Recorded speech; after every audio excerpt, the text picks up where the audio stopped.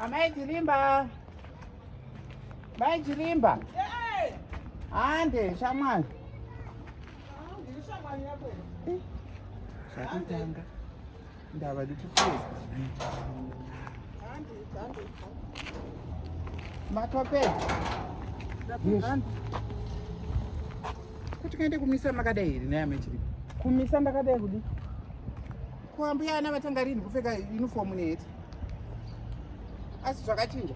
Kuti Muri kupfeka heti neuniform nesikapura sei. Muchienda mumutauraumisa.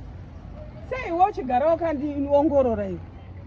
Unoziva kuti pamwe ndombodzora mwoyo wangu kuti mapfumo tiwirirane, asi nyaya yandinoona imwe chete kuti unondidena chete. Amai Jilimba. Hakuna munhu anopinda mutauraumisa ane heti nesikapura. Uniform yachechi. Inini ndazoita mwana mudiki pamauniform. Iwo ndiwakura pamauniform, watoa iwewe makoyo wacho kugadzirisa nyaya dzemauniform.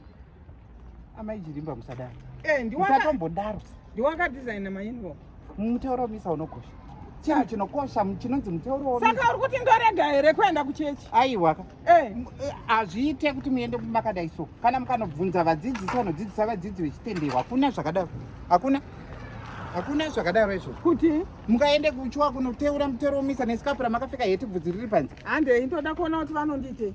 Aiwa haine Ndoda kuona kuti ivo fadha vacho vachati chii, because iwewe kana usina chawataura kuna fadha hapana zvavanondita. Asi munawirirana nemapristi. Totadza kuwirirana nemapristi sei ndiri muchechi, ndiri mwana wechi. Muchigamuchira bvudzi riri panze makapfeka sikapura. Amai Jilimba, teedzai mutemo weRoma. Chechi inonzi Roma, chinonzi mutauraumisa chinhu chakakosha.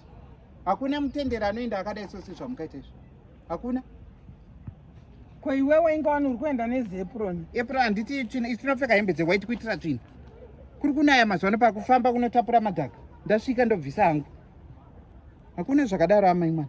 Kana makadaro muchida kufamba neni, enda munopfeka dhugu kana heti yenyu. Enda mupfeke dhugu kana heti, nandimbofamba neni ndakutoenda.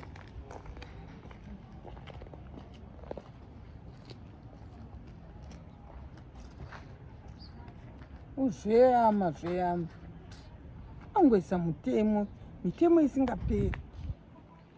Zvinoafekta chii zveheti yangu? Ndibvise ndipfeke ngecho, indatoti kuri kupisa regai ndipfeke uyu ndingeyonzi hazvibvumirwa. Nanongoongorora chete, kuongorora mumwe munhu chete.